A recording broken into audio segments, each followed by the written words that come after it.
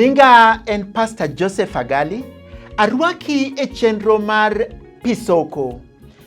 Pisoko en kama inyalo yude puonj mawuok e muma, kendo inyalo yude tiegruok kawuok e muma, kendo an jawer ibro yudo wende mawuok e muma kamori ei muma. Mora gi muma, puonja muma, kendo tiega gi muma. Arwako. Karombo marwadha noloro aipoto Kademowa katung polo ywa. Kawuono wadwa puonjre kuom dhako moher to en lur. Dhako moher to en lur. Chuore nonyise ni aheri malich, lakini dhako nong'ire mowacho ni an to an lur. Wasomo muma e story mar Samuel mokwongo. Wayudo dhako kanyo miluongo ni Hana. Sigand Hana ing'eyo kaka nene onyuol, kendo kaka nene onyuolo Samuel kod kaka nene omako ich Samuel. Kanye mwadwaro ni wapuonjre sigana no matin, en sigana mang'eyo ni ng'eyo, wapuonjre ngima mar Hana. Muma wacho ni Hana en achiel kuom mond Elimelek nyieke ne iluongo ni Penina.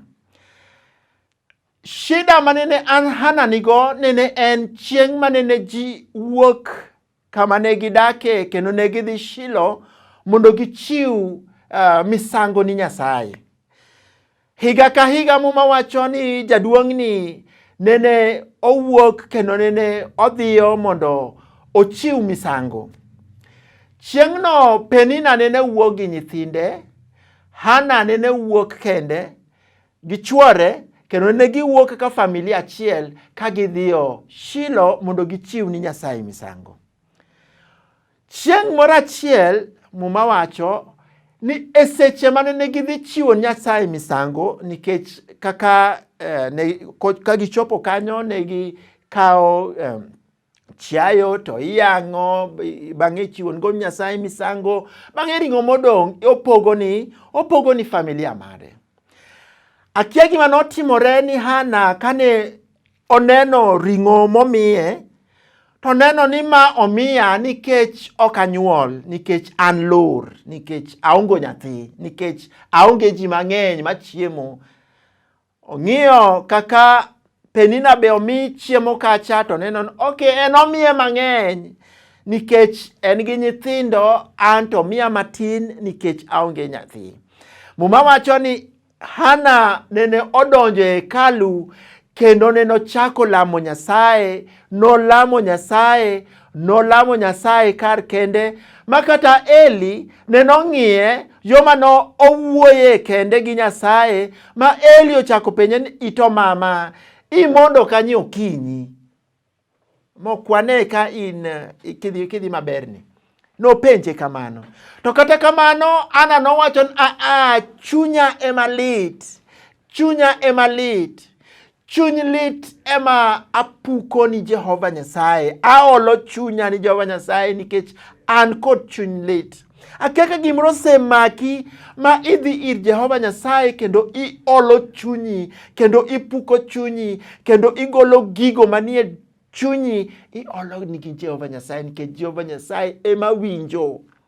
Hana nene koseduoko Eli kamano, to prophet Eli nonyise kuom yie ni Nyasaye mondo winji kendo mondo timni mana kaka idwaro. Hana nochako lamo Nyasaye kowacho Nyasaye miya mana nyathi mawuoyi. To kimiya nyathi mawuoyi, abiro duoko ni nyathino mondo bed mari, mondo otini. Ing'eyo ni ngima nyalo bedo matek, nikech nitie gik manyalo timre ni ineno Hana neno ywak kendo kinde te neno ywak kon owacho ni en lur. Otamore chiemo, chuore ne penje ni tang'o momiyo kichiem. To donge aberni moloyo kata yowuoyi 10. Hana ne dwaro nyathine. Hana nodwaro mondo mak nyathine mare kende. Nowacho ni chunya lit. Nene en dhako moher. To kata obedo ni nohere kamano, lur, nene lur. Inyalo ng'iyo ngimani mineni gik moko te dhi maber. Lakini in kod ngima kasoro achiel kende mineno nok dhi maber. Gino inyalo kawo miter Jehova Nyasaye. Inyalo ber ni in kod nyithindo mabeyo, lakini ye nyathi achiel mabam. Inyalo kawo midhi ir Jehova Nyasaye miwacho ni Jehova Nyasaye, kae tinyalo neno, kae tinyalo loko. Inyalo lemo kaka Hana neno lemo. Hana neno lemo ka ywak ni Jehova Nyasaye. Hana neno ywak ko ywak ni Jehova Nyasaye. Priest kata pastor manene kanyo no nyise ni mer, ok no bedo discouraged kata kinyise no mer, neno wacho an gima biro gimokela kae en adwaro neno ka Nyasaye nyalo duoka. Muma wacho ni higa mabiro e sakamano Nyasaye neno gwedho Hana ma oyudo nyathi mawuoyi. Noyudo nyathi achiel ma nyinge obet Israel nyaka sani. Kata sani wawuoyo kendo wayalo kendo wawuoyo kuom nyathi. Nikech Nyasaye nyalo gwedhi ga achiel, to en achiel moingo 30. En achiel moingo 40. En achiel moingo 10. En achiel moingo 5. Nyasaye nyalo gwedhi kod achiel kende, to en achiel moingo moko gote. Neno ogwedhe kod achiel kende. Nyathi miluongo ni Samuel. Samuel mana mare en onyiso ni asked of God. Mae en gima kwayo Nyasaye. Mae en nyathi makwayo Nyasaye. Asked of God.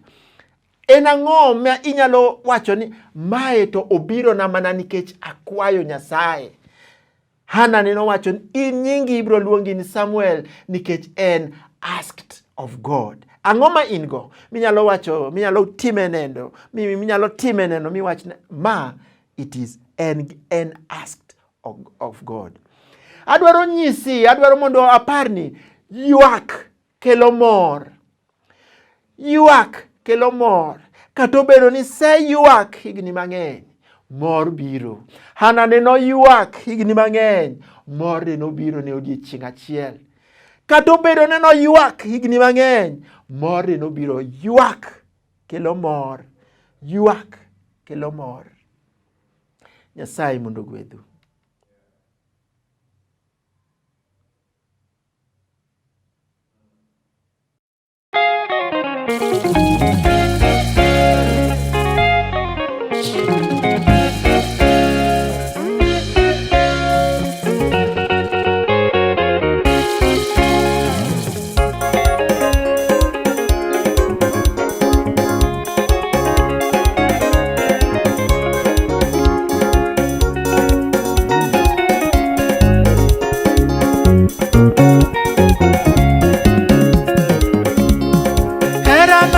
Oherowago en ng'ama pingo, singo mar roho miyowa en ang'o maketho. Ngima ma Yesu kelonwa en onge giko, ngima ma Yesu kelonwa en onge giko.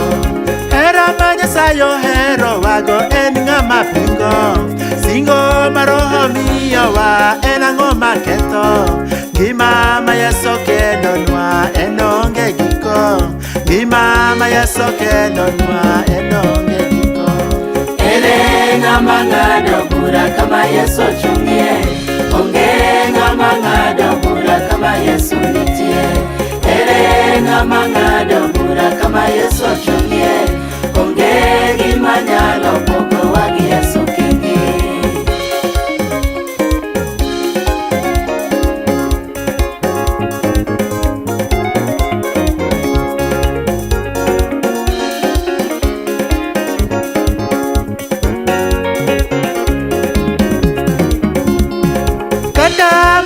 Kedo pile magote waloyo, san gi kecho kego pile magote waneno. Tuoche madongo biro kitho piny duburu, tuoche madongo biro.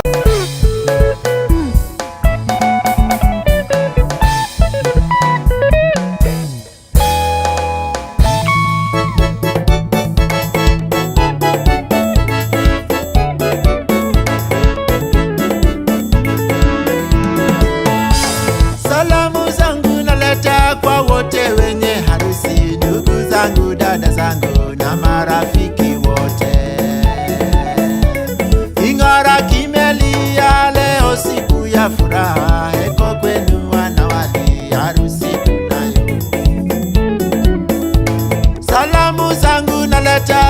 wote wenye harusi, ndugu zangu, dada zangu na marafiki wote. King'ora kimelia leo, siku ya furaha, heko kwenu wanawali, harusi tunayo. Harusi tunayo, wanaopendana, pete mkibishana, tunawaombea. Harusi tunayo, wanaopendana, kiapo mkipeana, tunawaombea.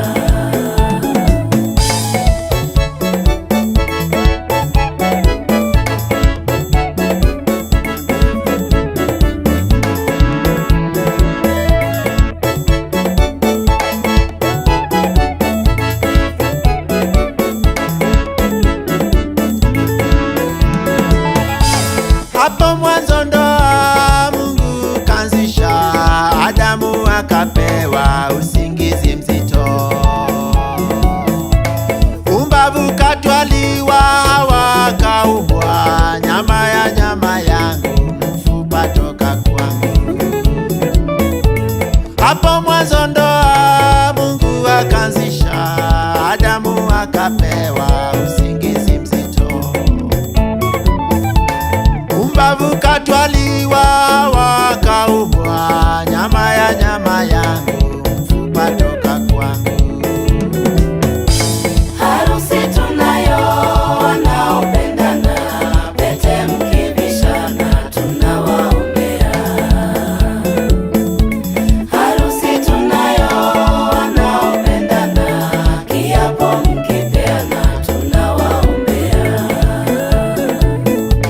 Harusi tunayo, wanaopendana, pete mkibishana, tunawaombea. Harusi tunayo, wanaopendana, kiapo mkipeana, tunawaombea.